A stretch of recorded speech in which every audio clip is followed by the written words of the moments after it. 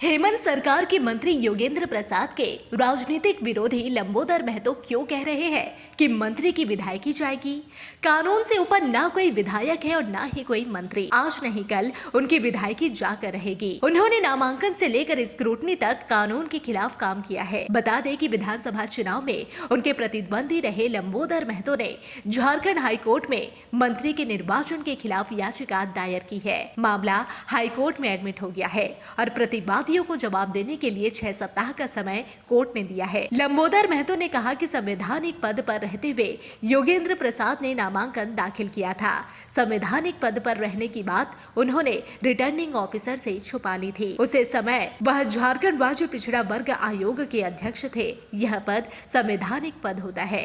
नामांकन दाखिल होने और स्क्रूटनी होने तक उनका त्यागपत्र स्वीकृत नहीं हुआ था। बकौल लंबोदर महतो उन्होंने रिटर्निंग ऑफिसर के समक्ष आपत्ति दर्ज कराई, फिर भी कोई कार्रवाई नहीं हुई।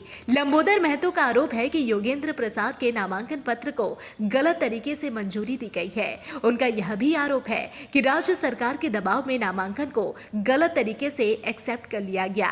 इसके खिलाफ वह हाईकोर्ट गए हैं। योगेंद्र महतो गोमिया विधानसभा क्षेत्र से चुनाव जीते हैं। फिलहाल वह हेमंत सोरेन मंत्रिमंडल में उत्पाद नीति है। गोमिया से 2024 के विधानसभा चुनाव में जीते योगेंद्र प्रसाद को 95,170 वोट मिले थे। दूसरे स्थान पर जयराम महतो की पार्टी उम्मीदवार पूजा कुमारी रही, जिन्हें 59,077 वोट मिले थे। लंबोदर महतो तीसरे स्थान पर थे, उन्हें 54,508 वोट मिले थे। वह आजसू के टिकट पर चुनाव लड़े थे। 400 करोड़ का हो या कुछ भी हो, ये बजट निश्चित रूप से खोदा पहाड़ निकली चूहिया जैसे साबित होगा। देखिए, निश्चित रूप से जो वर्तमान विधायक है गोमिया के, जो वर्तमान में पेयजल मंत्री भी और उत्पाद मंत्री भी है, ये चुनाव लड़ने से पहले झारखंड राज्य पिछड़ा वर्ग आयोग के अध्यक्ष थे।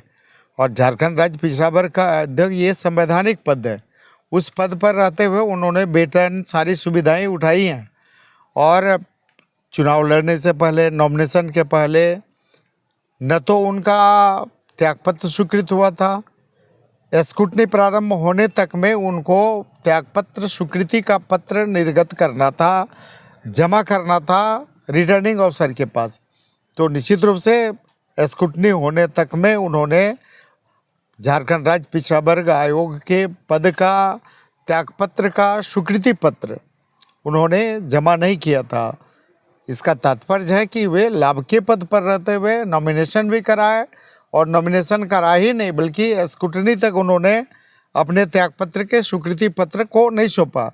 और हमने तुरंत ही लिखित आपत्ति रिटर्निंग ऑफिसर को दिया, लेकिन रिटर्निंग ऑफिसर ने सरकार के दबाव में और पूर्व विधायक के दबाव में, जो वर्तमान में विधायक हैं उनके दबाव में, मेरे आपत्ति पर विचार नहीं किया और उसको दरकिनार करते हुए उनके नॉमिनेशन पेपर को एक्सेप्ट कर लिया। मैं उसी के विरुद्ध में माननीय उच्च न्यायालय का दरवाज़ा खटखटाया और माननीय उच्च न्यायालय ने इसको एडमिट किया मेरे आवेदन को, और उन्हें 6 सप्ताह का टाइम दिया है, नोटिस इशू किया है। 6 सप्ताह में उनको जवाब देना है।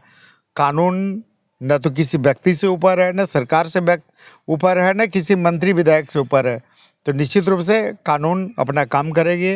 न्यायालय निश्चित रूप से इस दिशा में सकारात्मक पहल हो रहा है, तो पूरा उम्मीद करते हैं कि उनकी विधायकी जाएगी। निश्चित रूप से वही तो एक बात बोले कि कानून से कोई भी व्यक्ति, कोई विधायक, कोई मंत्री, कोई सरकार कानून से ऊपर नहीं होता है।